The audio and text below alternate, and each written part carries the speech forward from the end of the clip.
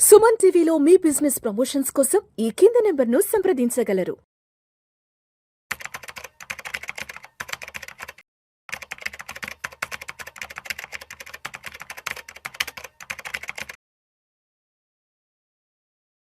నమస్తే హర్ష. నమస్తే sir. Welcome to Vishnu talks. Thank you. So Harsha, ఒకసారి బంగారం వెండి ధరల గురించి మాట్లాడదాం. దీపావళి ముందు వరకు బంగారం వెండి ధరలు ఎంతలా అరాచకం సృష్టించాయో చూసాము. 24 క్యారెట్స్ 10 గ్రామ్స్ అయితే దీపావళికి ముందు దగ్గర దగ్గర 1,35,000 1,36,000 వరకు వెళ్ళిపోయినాయి. అండ్ సిల్వర్ విషయానికి వస్తే దీపావళి ముందు వరకు సిల్వర్ బార్స్ అయితే దగ్గర దగ్గర 2 లక్షల రూపాయలు అడ్వాన్స్లు ఇచ్చి క్యూ లైన్ లో నిలబడి మరీ కొన్నారు జనాలు. దీపావళి తెల్లవారుజాము నుంచి ఒక్కసారిగా సినిమా అంతా మారిపోయింది. దీపావళి తెల్లవారుజాము నుంచి బంగారం ఏమో ఆల్మోస్ట్ 10% డ్రాప్ అయి పడిపోయింది. అండ్ వెండి విషయానికి వస్తే 15 to 18% డ్రాప్ అయింది. అంటే దీపావళి ముందు వరకు వెండి అయితే 2 లక్షలు ఉన్నది, ఇవాళ 1,45,000 1,50,000 వరకు వచ్చేసింది. కాబట్టి ఎందుకంటారు దీపావళికి ముందు అంత పెద్ద విపరీతమైన అరాచకమైన ర్యాలీ వచ్చిందంటారు? అండ్ దీపావళి తర్వాత ఎందుకు ఒక్కసారిగా బంగారం వెండి ధరలు చల్లబడ్డాయి? Correct sir. మీరు ఇప్పుడు చూస్తే దీపావళికి ముందు 1.5-2 months వరకు గోల్డ్ సిల్వర్ అంతా మీకు ఒక 25-30% 2 months లోనే వచ్చాయి. మెయిన్ రీజన్ ఒక 1 to 2 years long time frame తీసుకుంటే ఫండమెంటల్ అన్నిటికంటే మోస్ట్ ఇంపార్టెంట్ రీజన్ మనకి అనిపించే సెంట్రల్ బ్యాంక్ బయింగ్. వాళ్ళు కొన్ని లక్షల కోట్లతో కొంటున్నారు కాబట్టి అది గోల్డ్ ని చాలా సిల్వర్ ని బాగా పెంచుతున్నాయి. లాస్ట్ ఆ 2 months గోల్డ్ కి మన దివాళీకి రాక ముందు 2 months ఎందుకు గోల్డ్ అంత పెరిగింది అనేది చూస్తే మీరు ఫస్ట్ అర్థం చేసుకోవాల్సిన రీజన్ వచ్చి అమెరికా వాళ్ళ ఇంట్రెస్ట్ రేట్లు. అసలు అమెరికా వాళ్ళ ఇంట్రెస్ట్ రేట్లకి గోల్డ్ ప్రైసెస్ కి ఏంటి సంబంధం? ఎందుకు వాళ్ళ ఇంట్రెస్ట్ రేట్స్ ప్రకారం గోల్డ్ పెరగాలి అంటే ఒక సింపుల్ కాన్సెప్ట్ అర్థం చేసుకుని బేసికల్గా ఇన్ఫ్లేషన్ అంటే ఏంటి?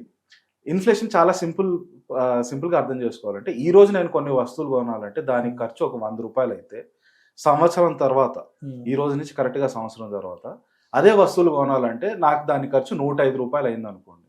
అంటే అప్పుడు నా ఇన్ఫ్లేషన్ ఒక 5% పెరిగింది. సో ఇది మీకు నచ్చకపోయినా ఇన్ఫ్లేషన్ అనేది ప్రపంచంలో ఇప్పటివరకు ప్రతి సంవత్సరం వస్తూ వచ్చింది, అలాగే ఫ్యూచర్లో కూడా ఎప్పటికీ ఉంటుంది. ఎందుకంటే గ్రోత్ ఉన్నంత వరకు ఇన్ఫ్లేషన్ అనేది కంపల్సరీ. సో ప్రతి సంవత్సరం మీరు కొనాలనుకునే సేమ్ వస్తువులు ధర అట్లీస్ట్ ఒక 5 to 6% పెరుగుతూ వెళ్తుంది. ఒకటేసారి పెరగకపోవచ్చు. ఇప్పుడు ఫర్ ఎగ్జాంపుల్ ఒక ఫ్లాట్ రెంట్ ఉందనుకోండి, ఒక 2 years లో 10%, 2 years సేమ్ రెంట్ కట్టినా 2 years తర్వాత 10% పెరగచ్చు. బట్ యావరేజ్ గా చూసుకుంటే 5% 5 to 6% ఎప్పటికీ ఇన్ఫ్లేషన్ ఉంటుంది. సో అది ఆ 5% నేను ట్యాకిల్ చేయాలంటే మనకుండే ఆప్షన్స్ ఏంటి? నా దగ్గర ఈ రోజు ఉన్న 100 రూపాయలు నేను తీసుకెళ్ళి ఎక్కడైనా ఇన్వెస్ట్ చేయాలి. ఇన్వెస్ట్ చేయడానికి నాకు ఏమేమి ఉంటాయి? ఒకటి వచ్చి బ్యాంక్ అకౌంట్ లో పెడితే 3% 4% ఇస్తాడు. ఇన్ఫ్లేషన్ 5% అంటే నాకు ఆల్రెడీ నాకు 1% 2% నష్టపోతున్నా. రెండవది వచ్చి ఫిక్స్డ్ డిపాజిట్స్ ఉంటాయి. ఫిక్స్డ్ డిపాజిట్స్ కూడా 5.5-6% అంటే ఆల్మోస్ట్ ఇన్ఫ్లేషన్ లెవెల్ ఉంటుంది. మూడోది వచ్చి గోల్డ్ వచ్చి ఇన్ఫ్లేషన్ కంటే స్లైట్లీ ఒక 1 to 2% ఎక్స్ట్రా ఉంటుంది. ఆల్మోస్ట్ ఇన్ఫ్లేషన్ కే ఉంటుంది. మాక్సిమం చూస్తే ఒక 1 to 2% ఎక్స్ట్రానే ఉంటుంది. దానికి మించి ఇంకొంచెం ముందుకెళ్తే రియల్ ఎస్టేట్, అన్నిటికంటే హైయెస్ట్ గా స్టాక్ మార్కెట్ లో డబ్బులు వస్తాయి. కాకపోతే స్టాక్ మార్కెట్ బాగా నాలెడ్జ్ దేంట్లో పెట్టాలి, అందరికి నార్మల్ జనాలకి ఎక్కడ ఇన్వెస్ట్ చేసుకోవాలంటే అది గోల్డ్ ఈజీ ఆప్షన్. లేదా ఎఫ్డీలో పెడతారు, లేదా రియల్ ఎస్టేట్ లో పెడతారు. ఇప్పుడు అమెరికా వాళ్ళ సెప్టెంబర్లో మన ఇంట్రెస్ట్ రేట్లు తగ్గిస్తున్నాం అని అనౌన్స్ చేశారు. అంటే అర్థం ఏంటి? అమెరికా వాళ్ళు ఫెడ్ రేట్స్ తగ్గిస్తున్నారు. ఎప్పుడైతే వాళ్ళు ఇంట్రెస్ట్ రేట్స్ తగ్గిస్తారో ఏమవుతుంది? మీ బ్యాంక్ ఫిక్స్డ్ డిపాజిట్స్ కానీ, మీ నార్మల్ సేవింగ్స్ అకౌంట్ ఇంట్రెస్ట్ రేట్లు కానీ ఇవన్నీ తగ్గిపోతాయి. అవన్నీ తగ్గిపోయి అంటే ఒక 7% దగ్గర ఉండింది అనుకోండి, అమెరికా వాళ్ళు మేము 1% తగ్గిస్తున్నాం అని అన్నారు అనుకోండి. ఇన్ఫ్లేషన్ మీకు ఆల్రెడీ 6% ఉంటే ముందు అందరూ నాకు 7% అక్కడ బ్యాంక్ లో పెడితే వస్తుంది కదా, ఇన్ఫ్లేషన్ 6% కదా, ఒక 1% ఎక్స్ట్రానే వస్తుంది కదా అని ఆ బ్యాంకుల్లో పెడతారు. కానీ ఎప్పుడైతే అమెరికా వాళ్ళు ఇంట్రెస్ట్ రేట్లు కట్ చేస్తున్నాం అని అంటే అప్పుడు ఏమవుతుంది? వాళ్ళు బ్యాంక్ లో పెట్టినా 6% వస్తుంది, ఇన్ఫ్లేషన్ 6% వస్తుంది. అలాంటప్పుడు వాళ్ళు ఇది నాకు బ్యాంక్ లో పెట్టడం వేస్ట్ అని చెప్పి ఆ డబ్బులంతా తీసుకెళ్లి గోల్డ్ లో పెడతారు. రైట్? సో ఎప్పుడైనా సరే అమెరికా ఇంట్రెస్ట్ రేట్లు తగ్గిస్తే దానివల్ల మార్కెట్లో ఎవరైతే జనాలు డబ్బులు ఇన్వెస్ట్ చేస్తారో వాళ్ళకి ఇన్వెస్ట్ చేయడానికి ఆప్షన్స్ తగ్గిపోతాయి కనుక సేఫెస్ట్ బెట్ వాళ్ళు చూసేది గోల్డ్. అందువల్ల మీరు త్రూఅవుట్ హిస్టరీ చూసుకుంటే any time US interest rates తగ్గించినప్పుడల్లా గోల్డ్ ప్రైజెస్ పెరుగుతాయి. ఎందుకంటే గోల్డ్ డిమాండ్ పెరిగిపోతుంది. ఎందుకు గోల్డ్ డిమాండ్ పెరుగుతుందంటే అది కనీసం ఇన్ఫ్లేషన్ కంటే కొంచెం ఎక్కువ రిటర్న్స్ వస్తుంది. అందుకే గోల్డ్ని మనం ఇన్ఫ్లేషన్ హెడ్జ్గా కూడా అంటాం, ఇన్ఫ్లేషన్ హెడ్జ్ యాసెట్ అని.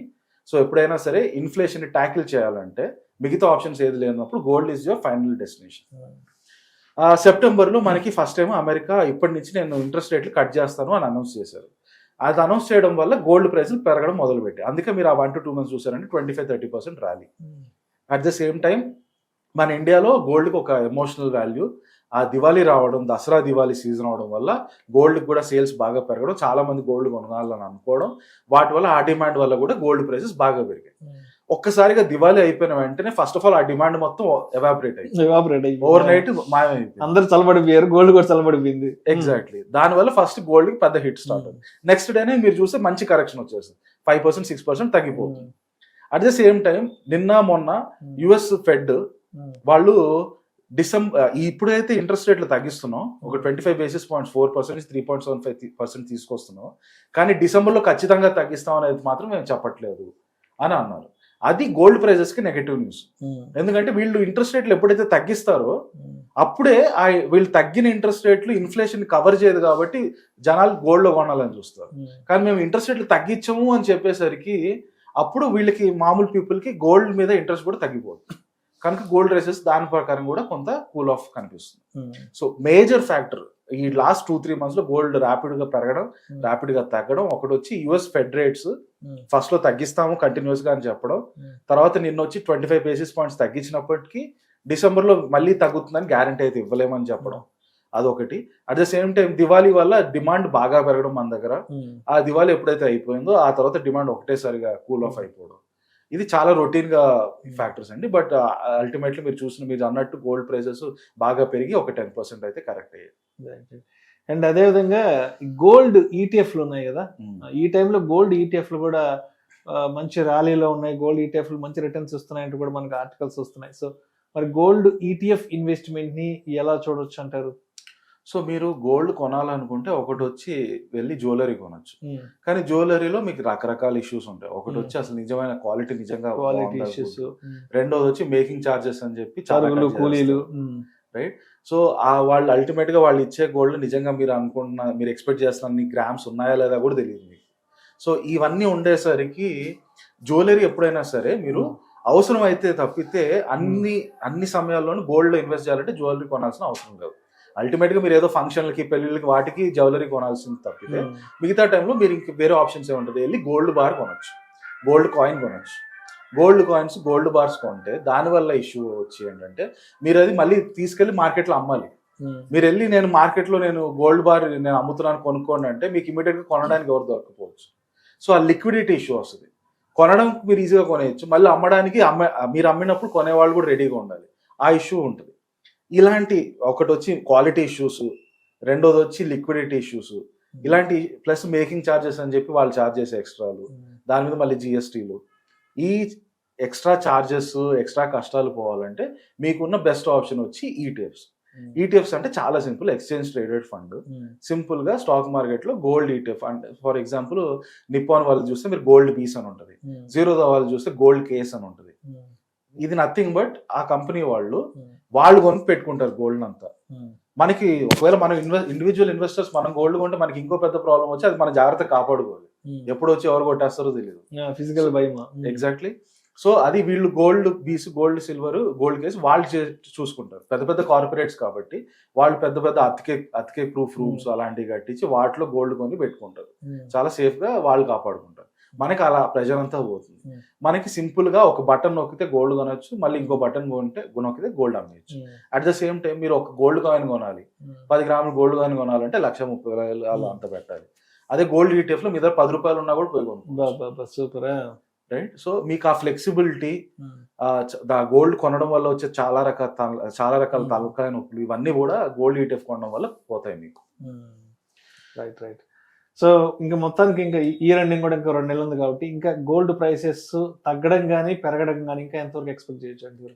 సో ఇప్పుడు రాబోయే కాలంలో గోల్డ్ కున్న మేజర్ ఫ్యాక్టర్స్ ఏంటి ప్రైస్ మూవ్మెంట్ కి అనేది మనం చూస్తే, ఫస్ట్ ఆబ్వియస్ గా సెంట్రల్ బ్యాంక్స్, ప్రపంచంలో సెంట్రల్ బ్యాంక్స్ గోల్డ్ కొంటున్నాము, మేము గోల్డ్ ఇక్కడి నుంచి కొనడం ఇంకా తగ్గిస్తాము ఇప్పటివరకు కొన్నాం, బాగా కొన్నాం, కానీ ఇక్కడ నుంచి కొంచెం తగ్గిస్తామని కాస్త అనౌన్స్మెంట్ అన్న ఇస్తే, అలాంటి ఏమైనా అనౌన్స్మెంట్ వస్తే ఫస్ట్ మేజర్ కూల్ ఆఫ్ ఉంటుంది. సెకండ్ వచ్చి యుఎస్ ఫెడ్ రేట్స్ డిసెంబర్కి మేము గ్యారంటీ ఇవ్వాలని తగ్గిస్తాము లేదా పెంచుతాము అని చెప్పారు. ఒకవేళ వాళ్ళు రేపు వచ్చి డిసెంబర్లో కనుక తగ్గించేశారు అనుకోండి, అప్పుడు మళ్ళీ సడన్గా గోల్డ్లో మీకు ప్రైస్ పైకి పెరుగుతుంది. కానీ ఒకవేళ మేము తగ్గించకుండా అలాగే ఉంచుతున్నాం అని అన్నారు అనుకోండి, డెఫినెట్గా గోల్డ్ మళ్ళీ అంత ఫాస్ట్గా పెరగడానికి అంత స్కోప్ అక్కడ లేదు. కానీ ఇవి రొటీన్ ఫ్యాక్టర్స్. ఇది కాకుండా ఇంకొన్ని స్పెషల్ ఫ్యాక్టర్స్ ఉన్నాయి. అది వచ్చి నంబర్ 1 వచ్చి అమెరికాలో ఉన్న డెట్ ప్రాబ్లం. ఈరోజు అమెరికా $37 to $38 trillion అప్పుల మీద కూర్చొని. అంత పెద్ద అప్పు మీద కూర్చున్నప్పుడు మీరు దాన్ని రెగ్యులర్గా వడ్డీలు కూడా కట్టాలి. ఇప్పుడు ఏమవుతుంది, మీరు అంత పెద్ద అప్పుకి వడ్డీలు కడుతూ ఉంటే మీ గవర్నమెంట్కి వచ్చే ఆదాయంలో మ్యాక్సిమం డబ్బులు వడ్డీ కట్టడానికి వెళ్ళిపోతుంది. దానివల్ల మీకు మిగతా సోషల్ సెక్టర్, హెల్త్ కేర్ వీటన్నిటి మీద ఖర్చు పెట్టడానికి ఉండదు. ఇది కనుక ఒక లెవెల్కి వచ్చాక సంక్షోభంగా తయారవుతుంది. ఫర్ ఎగ్జాంపుల్ మన ఇండియాలో ఉన్నాం, మనం పిఎం కిసాన్ అని స్కీమ్ ఇస్తున్నాం. ఫార్మర్స్ అందరికీ ప్రతి 3 నెలలకి, 2 నెలలకి, 6 నెలలకి ఒకసారి డబ్బులు పంచుతున్నాం. సడన్ గా ఆపేస్తున్నాం ఎందుకంటే మాకు అప్పులు కట్టుకోవాలి, మీకు పంచడానికి డబ్బులు లేదన్నారు అనుకోండి, ఫార్మర్స్ అంతా సంక్షోభంలోకి వచ్చేస్తారు. ఫార్మింగ్ సిస్టమ్ మొత్తం ప్రాబ్లంలోకి వచ్చేస్తుంది. అలా అమెరికాలో కూడా వాళ్ళ ఎకానమీ ఒక ప్రాబ్లంలోకి వచ్చేస్తుంది. ఎప్పుడైతే వాళ్ళ వడ్డీలు పెరుగుతూ వెళ్తారో, అప్పు పెరిగితే దానికి ఈక్వలెంట్ గా వడ్డీ కూడా పెరుగుతుంది. వడ్డీలు ఇలా పెరుగుతూ వెళ్ళాయంటే వాళ్ళకి మిగతా వాటి మీద ఖర్చు పెట్టడానికి డబ్బులు తగ్గిపోతాయి. అలా ఖర్చు పెట్టడానికి డబ్బులు తగ్గిపోయినప్పుడు మొత్తం ఎకానమీ, సొసైటీ సంక్షోభంలోకి వచ్చేస్తుంది. అలాంటి టైంలో ఇంక మీకు మిగిలిన లాస్ట్ ఆప్షన్ ఏంటి, ఫెడ్ దగ్గరికి వెళ్ళి, అంటే మన రిజర్వ్ బ్యాంక్ లాంటి దగ్గరికి వెళ్ళి డబ్బులు ప్రింట్ చేయడం. ఎప్పుడైతే మీరు డబ్బులు ప్రింట్ చేస్తారో, ఆ ప్రింట్ చేయడం అనేది దానికి న్యాచురల్ ఎఫెక్ట్ ఇన్ఫ్లేషన్ పెరుగుతుంది. ఎందుకంటే సిస్టంలో డబ్బులు ఎక్కువ పెరిగిపోయేసరికి ఉండే గూడ్స్ లిమిటెడ్, అందరూ దానికి కావాలంటారు కాబట్టి వాటి రేట్లు పెరుగుతాయి. రేట్లు పెరిగితే ఇన్ఫ్లేషన్ పెరుగుతుంది. సో యుఎస్ కనుక డెట్ ప్రాబ్లం ఏమైనా వస్తే, దానివల్ల వాళ్ళు మనీ ప్రింట్ చేస్తే దానివల్ల ఇన్ఫ్లేషన్ వస్తుంది.